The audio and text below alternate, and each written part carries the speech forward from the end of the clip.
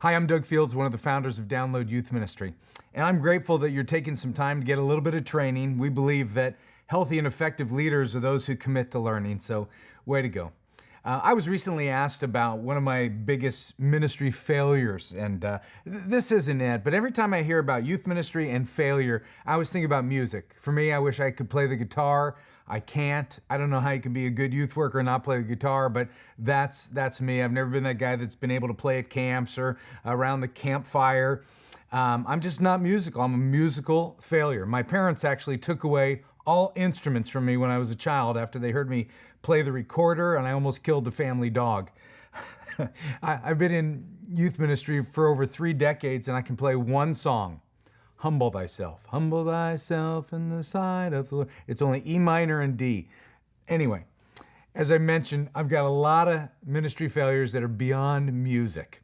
And some are simple as not remembering a name that I should know. And some of my failures are more complex, like handling a difficult situation at camp in a wrong way that hurt other people. So basically what I'm saying is, hi, my name's Doug, and I'm a mess. My ministry world is messy, and what saddens me really is that oftentimes my inner world is also messy. And I wonder if I was sitting in the same room with you right now, if you would be willing to admit that the word messy might also describe you and maybe your spiritual life. It's one of the reasons I love the Apostle Paul. It's because of his honesty surrounding what I would call this spiritual tension. When Paul says, I don't really understand myself, for I want to do what is right, but I don't do it. Instead, I do what I hate. I want to do what is right, but I can't. And I want to do what is good, but I don't. I don't want to do what is wrong, but I always do. And when he writes that in Romans chapter 7, I go, man, that guy, what a grasp of reality. It sounds like torture, and we can all relate, but he understood this messy dynamic related to an inner world. And if you're a little messy spiritually, well, you're in good company, because the Bible is overflowing with messy people. The flaws of our spiritual heroes are not edited out. I mean, Bible teachers like me and maybe some of you, we're the ones that edit them out. You remember hearing about Noah's faithfulness? You know, he was courageous and strong, but he was also kind of a mess. Jonah, total disaster. And what about those who walked most closely with Jesus? The disciples were also a mess. I mean, just read the Gospels. There's dozens of examples of bonehead moves and statements. And I just want you to think about the legacy of failure that surrounds our faith. Because I think when you and we edit away the failure, or we keep it a secret, or we act as if it should never happen, I actually believe we're chasing kids away from the church. I know it sounds wild, but current statistics, they tell us that kids are walking away from the church, but honestly, why are we surprised that they want to leave a place where their messiness and their failure is either highlighted or condemned? When I was growing up, my mom was always on me, and she had a standard for behavior, and when I messed up, really, there was no grace. It was all law, and she was the sheriff, the judge, and the jury. And it shouldn't have been a surprise to her that the day after I graduated high school, I left to work at a summer camp, and I never moved back home. I loved her, but I definitely wanted out. Now think about those who grew up in the church, and the loudest voice they hear week after week says, you need to act this way. Well, let's be real. When you hear that all the time, you want to get away from that way. And so much of the teaching in the church revolves around behavior modification. I mean, somehow we've embraced this idea that if we can just guilt kids into not drinking or smoking or having sex before they've graduated, we've succeeded. But why do we think that? Because that's how we were taught. And many of us are simply repeating those familiar messages from our past. And really, it's what a lot of parents want. Hey, I'm dropping my kid off to you. Please have him baptized, sanctified, and expressing good manners and cleaning up his room, and I'll pick him up when he's 18. See, the goal of parenting is not to teach kids how to behave. If that happens, all that happens is is a kid adopts what I would call a behavior routine. And then when they move away and go away to college, their behavior reflects their real heart. Instead, our job as parents and as youth workers is to introduce kids to the person of Jesus, who promises his presence and his power. That when Jesus invades a life, transformation of character results, meaning behavior follows life change. And as ministry leaders, what I want you to talk about today and think about deeply as a group is our job is not to protect kids from doing wrong, but to help guide them, their heart throughout the process when they do wrong. See, we don't want a generation of young people running from the church. We want them running to the church and trusting Jesus will be there for them and forgiving them because that's what you modeled as a caring adult. Now, let me give you a couple actions to consider and to think about and to talk about. First is we need to teach that failure is actually part of the spiritual journey. Let me suggest some important themes that you ought to repeat. First is Jesus promises you his power and his presence. Another theme is you will fail along the way, but the final theme is the church is a place of grace upon your return. And you say those themes loud and you say them often. Now, I know some of you might be thinking, wait a second, Doug.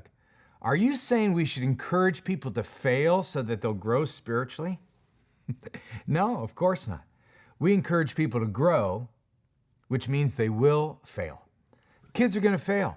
And just imagine that when they do, they hear this message so often that when failure actually happens, they'll feel safe to run back to the church because the church is the first place they think of running to. I mean, what if you were to treat every kid in your youth group as if they were actually going to be the prodigal child? Now, you pray that they won't, but you equip them with the directions from the pig's pen back to the palace, the beautiful place that we call the church. Because every kid has a prodigal son nature to him. They may go their own way, but they need to know that Jesus is loving them and ready to forgive them and restore them and celebrate them because that's who Jesus is. Now, please don't hear me wrong. I'm not saying we celebrate their sin and failure. That would be unbiblical. As Jesus walked with his disciples, he constantly challenged their heart. So yeah, I'm saying, challenge them, teach them, confront them. Let's pursue holiness. But let's also teach from the whole deck and be quick to play the forgiveness card, that you're forgiven here. Not just the theory of forgiveness, but a place where we actually live forgiveness out, because it affects a kid's future when they learn that they can restart. Now, they also know that, God doesn't condone their messiness, but he does promise to redeem it. All right? So we need to teach that failure is a part of the spiritual journey. That's one. And two, you and I, need to be more intentional about admitting our own weaknesses. And as odd or as counterintuitive as this sounds, your struggles actually give kids hope. When I was a ninth grader, I was first exposed to what it means to be a genuine follower of Jesus. And that's when I asked God to change me. And there was a Christian adult who took me under his wing. And this guy, he appeared to have it all together. I mean, he was awesome. He was great. He had a good-looking wife. That was important to me as a teenager. He was funny. He was charismatic. He was Mr. Christian. And honestly, he intimidated me. Okay? I had said yes to God when I was in ninth grade, but I was still saying yes to other things that I probably should have been saying no to. And I looked at his life and I thought, if that's what following Jesus looks like, I don't think I can do that. I can't do that. And it was at that time that an intern from the church moved in to live in my house. And within the first month of him living there, his fiancée broke up with him. He totaled his car. He blew out his knee in a flag football game and he was on crutches. And then he got fired from the church. And I looked at him and I thought, I can do that. I mean, if that's what being a Christian is, I can do that. He actually, in his struggles, in his pain, in his transparency, he gave me hope. Now, I realize this call for transparency can be a little tricky, and I'm not suggesting that every time you teach, you've got to confess your worst sins. But kids do need to see an adult leader who recognizes that they're messy. And what it does is it makes you real and authentic and credible. See, too many kids see adult leaders, or maybe you, as a fictional character of perfection. That's what they see on display. So when you teach, don't tell all the stories about you winning the state championship game or being homecoming queen or king or whatever. Instead, tell the stories of when you tripped and when you failed and when you bled and when you got dumped, and Jesus loved you along the way. See, it just helps reinforce the message that I said earlier, that Jesus promises you his power and his presence, that you will fail along the way, but the church is a place of grace upon your return. See, God isn't afraid of messy. Jesus was obviously comfortable leaving 11 unfinished, messy disciples. When Jesus died on the cross, the disciples were confused and afraid and doubtful. Yet in their state of messiness, God used them to build the church that is revolutionizing the world. So let's don't chase kids away from the church when they fail. Instead, let's be the church when they fail. Thanks for considering this, and thanks for loving the students that God has entrusted to your care this week. Blessings.